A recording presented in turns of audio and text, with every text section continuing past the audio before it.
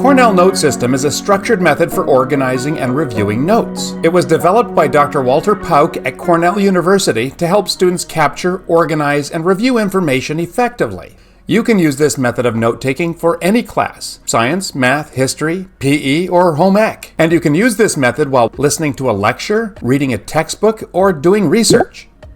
To set up Cornell Notes, you need a piece of paper, and you want to draw 3 lines that will divide this page into 4 sections. The first section is just a line across the top, just a little ways down, enough to be able to hold about 3 lines of text. Then you draw a line across the bottom, with about twice the height of that line that you drew across the top. And the last is a vertical line about 1/3 away from the left edge. So here's how the Cornell note-taking system works. In the top section, you will write information to identify these notes. The big section is where you will write your actual notes. The smaller section will take what we call cues. And in the bottom, you will write a summary of what you've learned. Once you've got your page set up, you are ready to take some notes. So let me give you an example of how this might work.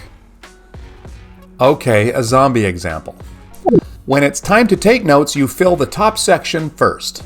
This is where you write down some things that can help you identify the contents of this page of notes. The date and/or the subject of the lecture, or the name of the instructor who's giving the lecture. You could write the title of a video. If you're taking notes from a textbook or an article, or doing online research, it's really handy to put the source's author and title and that stuff for when you're working with citations and bibliographies and works cited pages. If I were to be taking notes on some Dry Bones video about the meaning of zombies, I would write something like this in the top part.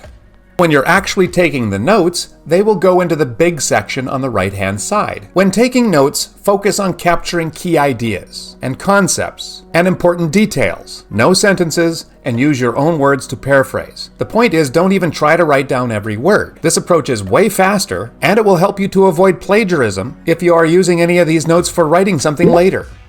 Yes, and that's right too.